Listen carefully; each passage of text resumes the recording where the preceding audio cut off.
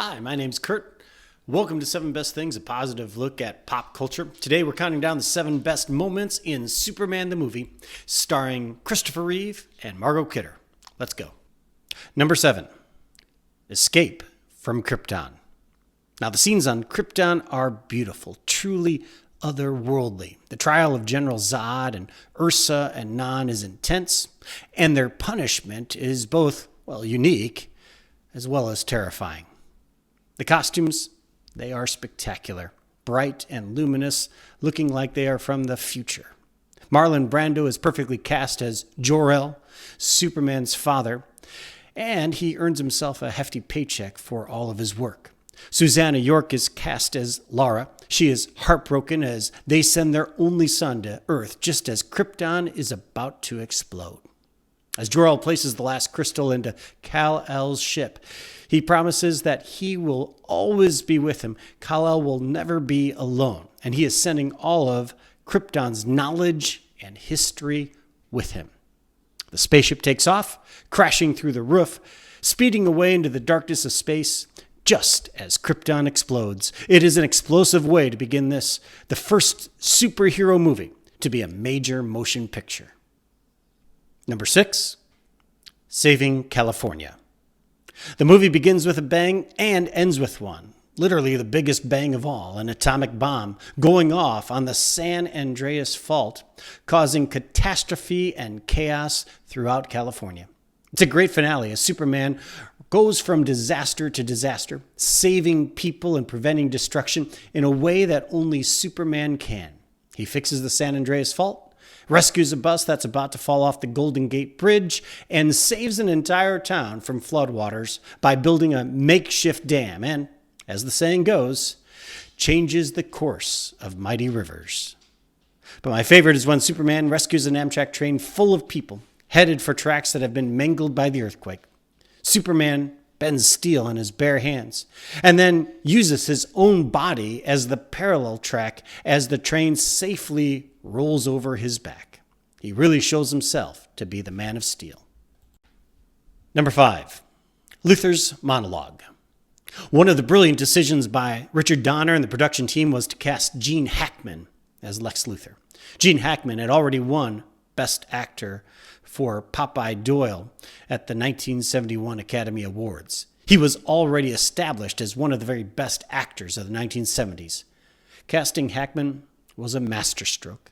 His performance is pure Hackman, getting across both Luthor's genius as well as his ruthlessness with a wicked sense of humor.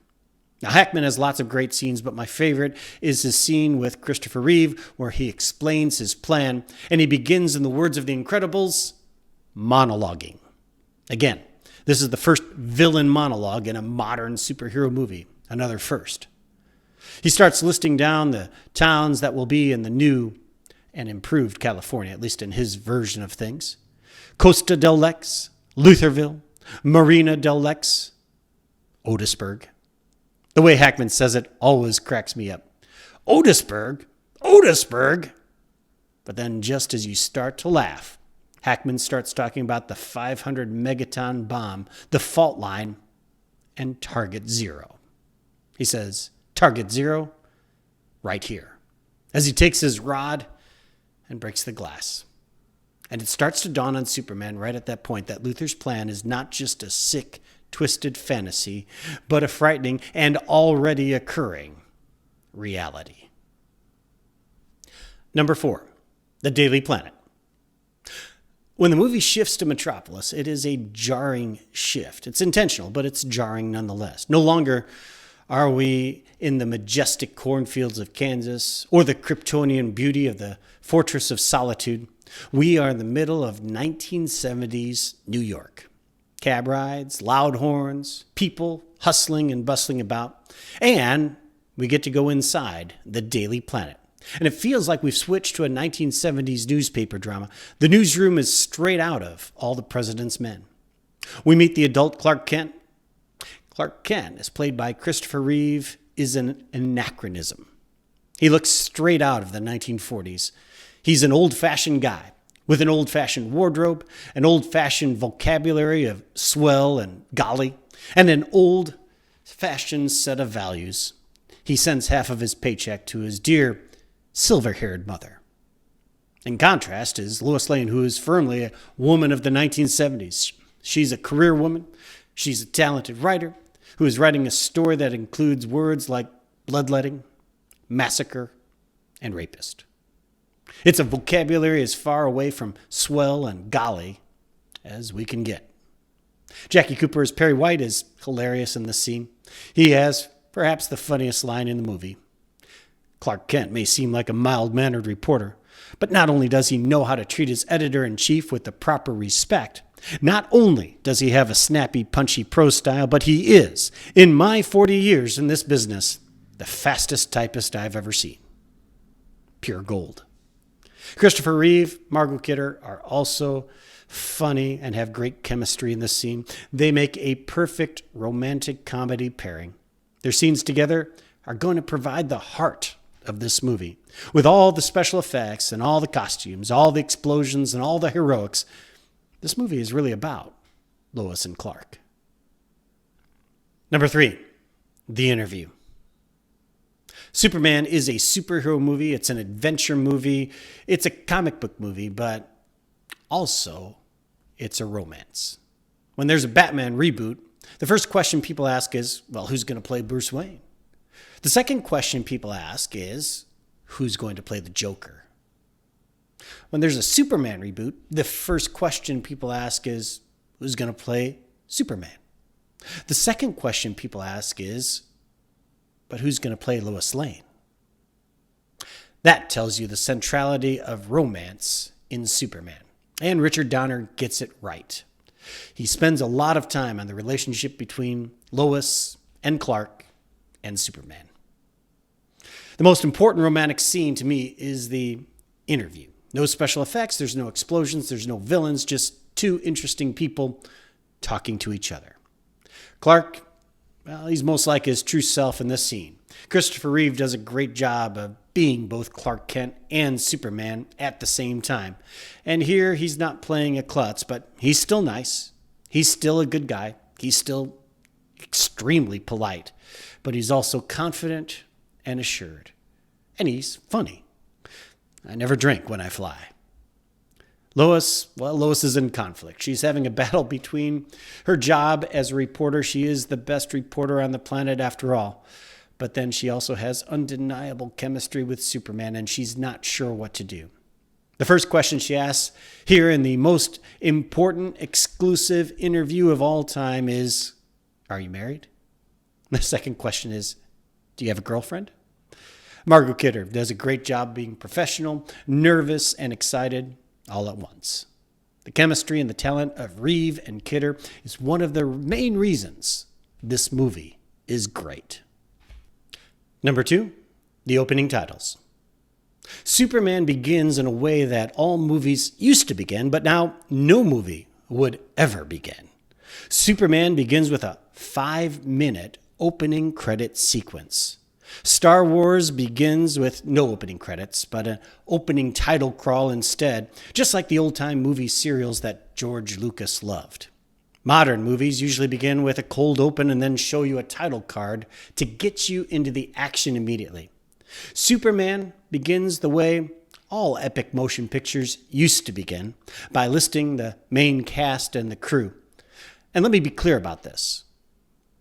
I believe the opening credit sequence of Superman the movie is the greatest opening credit sequence of all time.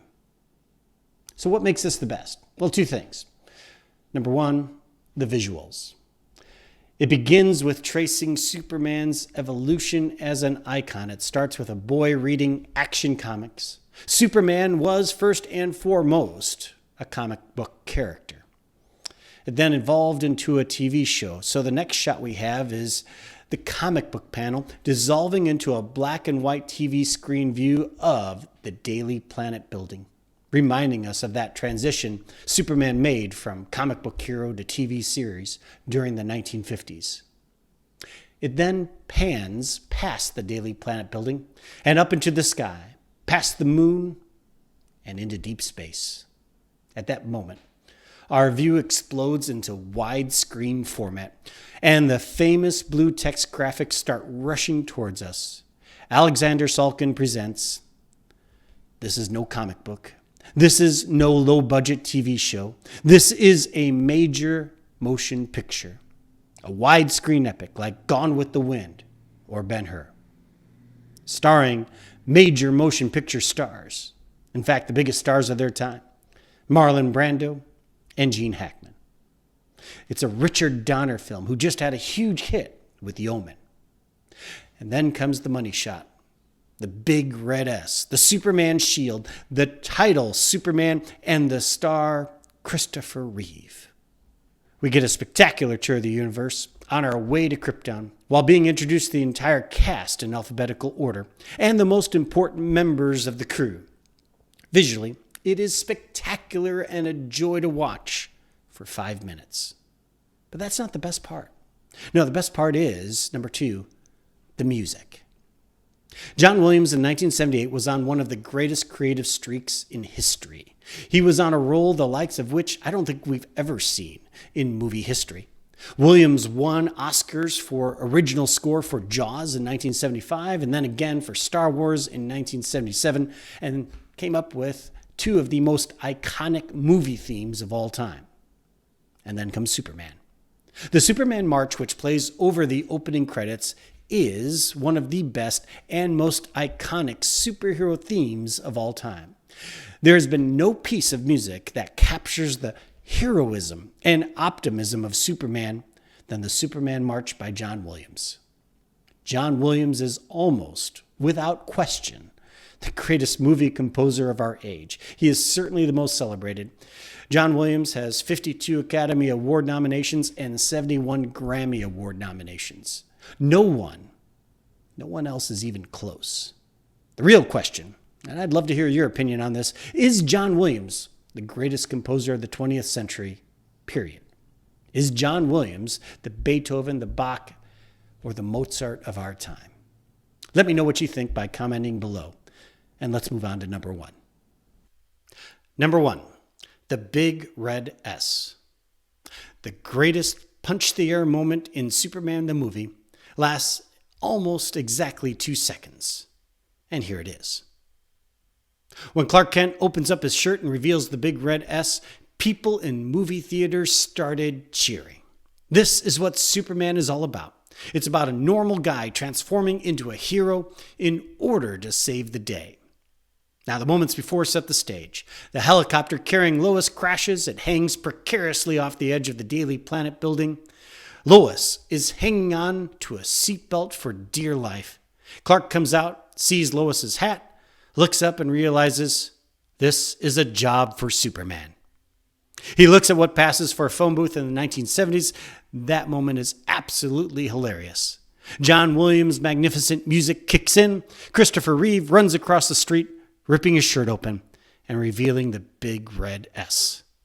He runs through a revolving door at super speed. He comes out in his classic red and blue Superman outfit. He saves Lois. He saves the helicopter. And he saves the day. This is pure Superman action in all of its glory. Perfectly captured by Richard Donner. Christopher Reeve personifies Superman. Super powerful, but also super polite. I've got you, miss. And, of course, I hope this little incident hasn't put you off flying, miss. It's still the safest way to travel. Margot Kidder's speechless reaction is absolutely priceless.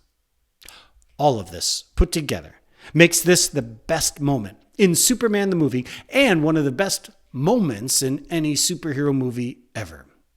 What do you think? What's your favorite moment in Superman? Please comment below, and if you like the video, feel free to like and subscribe. Thanks for joining me on this video, and have a great day.